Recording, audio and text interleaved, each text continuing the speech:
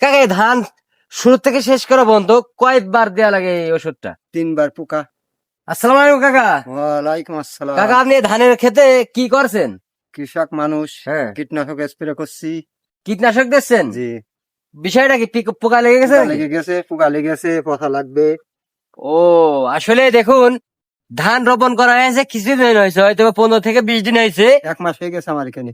Sorry, কাকা বলছে কাকাটা 1 মাস হয়ে গেছে। হ্যাঁ। কাকা কি পোকা লাগতে পারে এখন? এখন সবাই মাজরা, সব মাজরা পোকা সব লাগছে। মাজরা। এতে কি বেশি ক্ষতিগ্রস্ত হতে হচ্ছে নাকি? মাজরা পোকাই তো ক্ষতিগ্রস্ত করে, মাজরা লাগছে উপরে এই শসা ও আপনারা দেখুন, এই যে খুবই সমস্যা, কাকার ক্ষেতে মাজরা পোকা লাগছে, যারে ধানের পোকা আর কি বলে।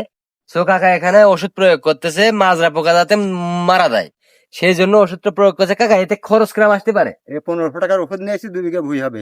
তো আপনারা দেখুন, এই যে কাকা 1500 টাকা ওষুধ নিয়ে আইছে, 200 হবে 2 বিঘা ভুইতে, 200 মানে 2 বার হবে, 2 বিঘা জমিতে। 2 বিঘা জমিতে শেষ হয়ে যাবে। কাকা এই ধান শুরু থেকে শেষ করা পর্যন্ত কয়বার দেয়া লাগে এই ওষুধটা? 3 বার পোকা। তাইলে 3 বার পোকার ওষুধ প্রয়োগ করা লাগবে, 3 বারে 3 15 4500 টাকা। এর একটু বেশি না, বেশি না, লাগতে না। পারে। 1500 গুণিত 3 4500 টাকা লাগতেছে 2 বিঘে খেতে ওষুধ প্রয়োগ করার জন্য। এর ভিতরে আপনার জোন খরচ আছে, লাগানো খরচ আছে, লাগানো খরচ আছে, পাকানো খরচ আছে। পাকানো খরচ আছে, এবার আছে কাকা ধান শুরু থেকে শেষ পর্যন্ত কত টাকা খরচ হতে পারে? 18-20 হাজার পর্যন্ত বিঘা প্রতি খরচ হয়।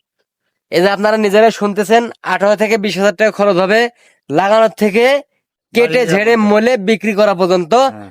18 থেকে 20 হাজার টাকা খরচ হবে। কাকা এই 18 থেকে 20 হাজার টাকা খরচ হবে বুঝলাম, তো 1 বিঘাতে কত মন ধান হতে পারে? 20 মন হলে ওই 20 লিটার লাভ। তো আপনারা দেখুন, 20 মন ধান পাবে। 20 মন ধান পাইলে এখানে দেখেন এই যে 20,000 টাকা খরচ হচ্ছে, তাইলে সমান সমান এতে কোনো টাকা থাকছে না, শুধু থাকবে কি 20 লিটার এই ধানের বিচেলি, যারে আমাদের আঞ্চলিক ভাষায় বিচেলি বলে, বলে।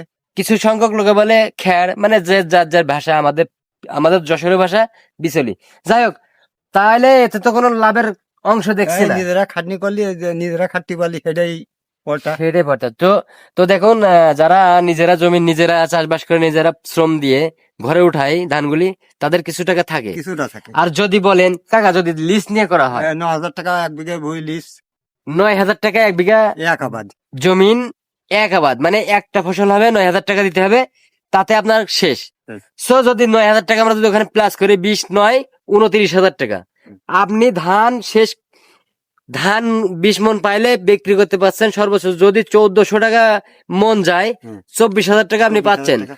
আর 5,000 টাকা আপনার নিজের গাঠির পকেট থেকে যাচ্ছে। এটা হচ্ছে আমাদের চাষা, বর্তমানে চাষা যারা আছে, চাষাগ্রস্ত, এই যে কাকার মতন সবাই ক্ষতিগ্রস্ত, লাভের সংখ্যা খুবই কম। খুবই কম। আর কিছু বলবেন আপনি? না, আর কিছু বলছেন না, এখন ইচ্ছে করে। এটাই আর কি। আমার কাকা এখন খুবই পরিশ্রমিক একটা লোক, এখানে তার খেতে ওষুধ প্রয়োগ করছে। আমরা এখন তার কাকারে ডেকে নিয়ে কিছু কথা জিজ্ঞেস করলাম, যাই বললো আপনারা শুনলেন।